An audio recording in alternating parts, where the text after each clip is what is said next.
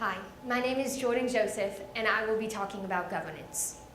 7 years ago, our fathers brought forth on this continent a new nation, conceived in liberty and dedicated to the proposition that all men are created equal.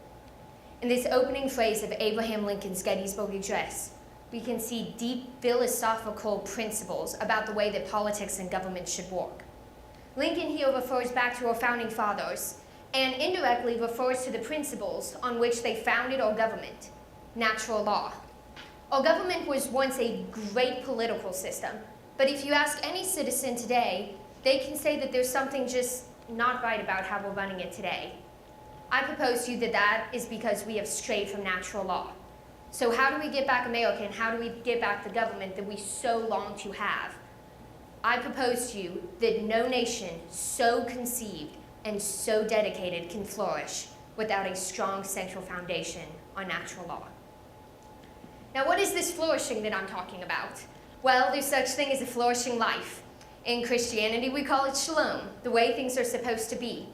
Within this, the way that God designed the world, he designed government because it coexists with his nature, with his triune nature of fellowship and community. Flourishing government is government that enforces justice and enforces God's moral code. Government was put in place to facilitate people's lives, not to rule it, but to facilitate their lives so they could live in freedom, in true biblical freedom. This is shalom in government. How is government applied to present-day politics, though? There are four main political theories, all shown in Lincoln's opening address. The first is the theory of Thomas Hobbes, which is order, shown in the word nation. Nation implies a unified group of people living in society together. The problem with Hobbes' theory is it's a Leviathan society, which means that there is a strong central government, or a totalitarianism system. The government controls the people's lives. They have no say or free will in what they do.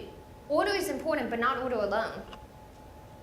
Jean-Jacques Rousseau is our second philosopher, and his main theme is equality, shown in All Men Are Created Equal. Rousseau believed that all men were equal, but he didn't have a strong basis for why he believed that. There was no principal reason except that they were humans.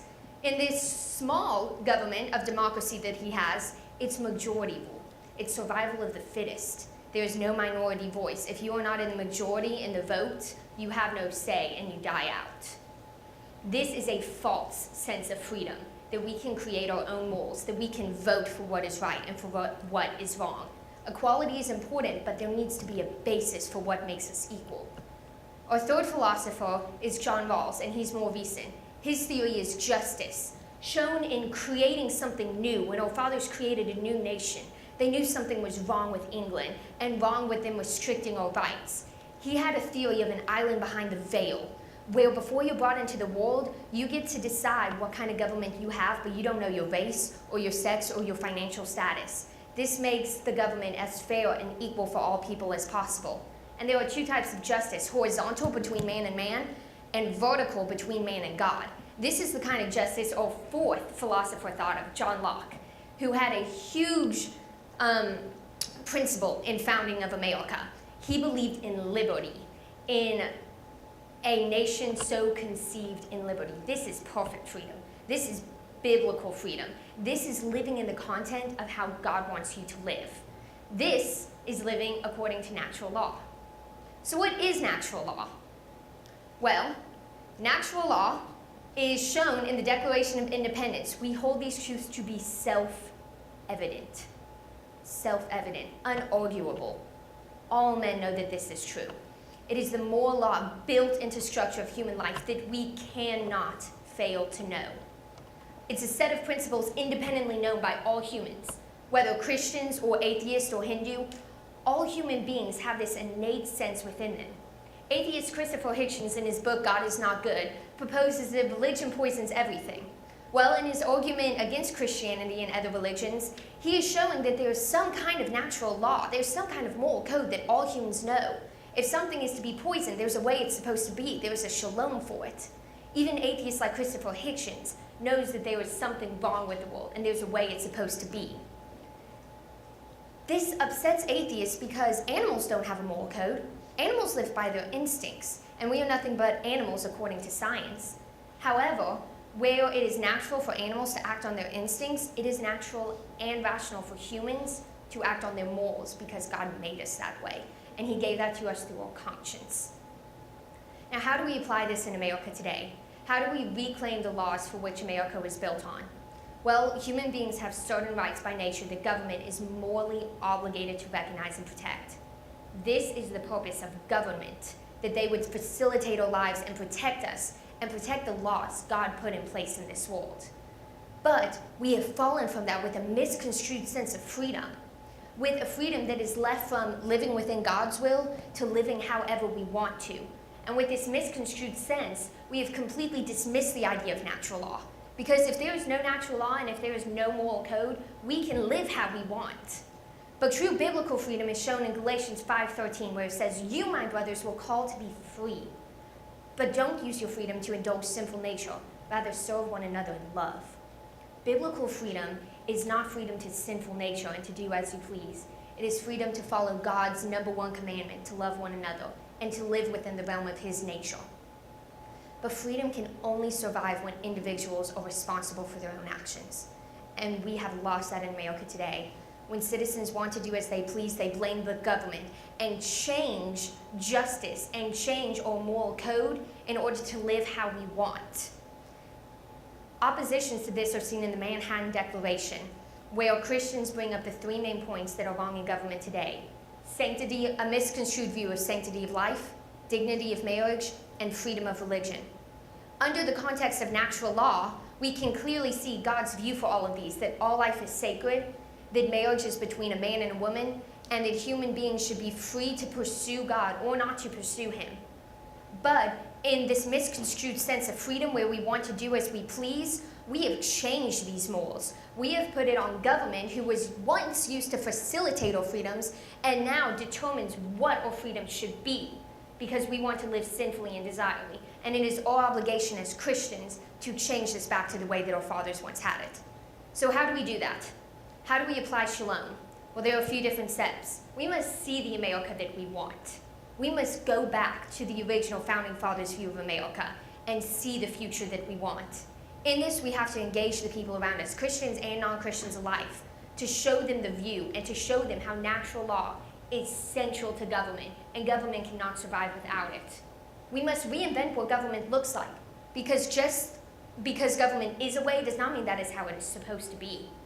With this, we must value our relationships with others, so later down the road, we can value the results that we see no matter how long they take. And most importantly, we must always put on Christ and his values, so we never weaken our witness. The Blackaby brothers in their book, Spiritual Leadership, have a lot of practical advice for how we lead people to God's will.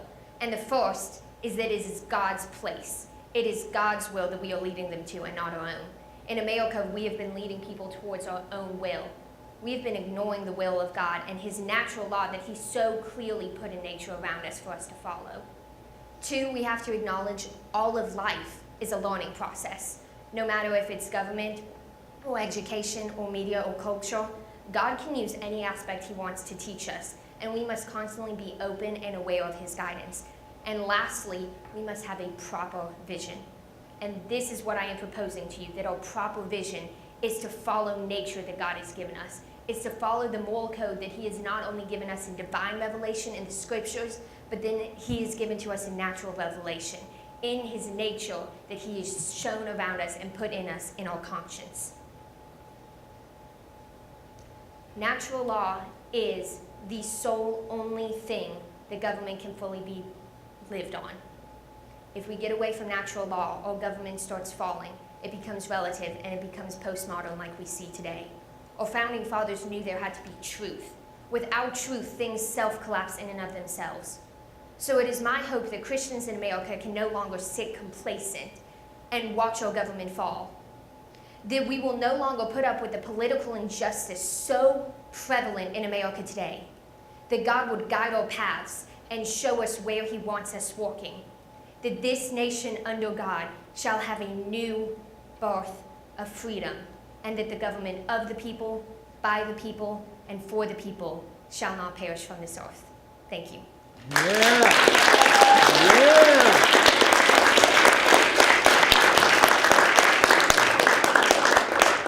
And questions. Jessica. Thank you so much. And I would love to share. God recently, over spring break when we went to DC, rekindled this passion in my heart for government and for politics. And I have always been very passionate about this without even acknowledging it to myself. And he showed me how vitally important it is because of the society we live in and how government does facilitate our lives. It affects so much of our lives, and it is done wrong nowadays. Impact has shown me that we have a lack of truth. This year, God has completely changed my view of government and politics and the way we live and how we've gone away from natural law and moral code, and we've misconstrued our freedoms and truth. And America will fail. This great nation that we all love so much will fall and collapse in and of itself unless we can take it back to its foundation. I miss the difference between a Rawls theory of justice and Locke's theory of liberty. They both seem to agree on equality and what's best for everybody. Yeah, they do agree in a lot of different senses. Rawls was not a Christian, so he did not necessarily believe in a divine God, but he did believe in equality for men, whether or not he knew where that equality came from. His was more making people rethink about government. It was more take a new view on this and think of what you would want it if you didn't know your race or sex or financial status. Would you want a communist government? Would you want a high-class, low-class society? Would you want a racist government? His was more take a relook at it so we can have equal justice for all, whereas Locke was very much based on God and divine power, and he knew where that equality came from, and he knew our laws were a natural law around us. Dr. Basie? How do you think your generation will be persuaded by the need or vote need for a natural law perspective? So important. If we look at the culture around us today, we can see our generation especially suffering. We are making up for this in culture you see by sex, drugs, alcohol, media, looks. There is something missing, and we all are very much aware of it and trying to fill. The more that we try to fill this, there is an empty self that is being portrayed, and I think people know that there is some solid truth that can only fill that need, and we are searching for it. And nobody, not nobody, but a large majority of our population no longer knows about that basic truth or natural law or God or the principles around us. And without that, they are failing and striving for something that is not there. I believe if our generation can recognize natural law and see the principles firmly placed around us and discover what true freedom is and what true happiness and flourishing is, rather than this egocentrical society that we live in, if we go back to this basis, I think that flourishing in our generation will become so much more prevalent. And that is the only way that we can flourish in shalom if we recognize the natural law that God has placed around us.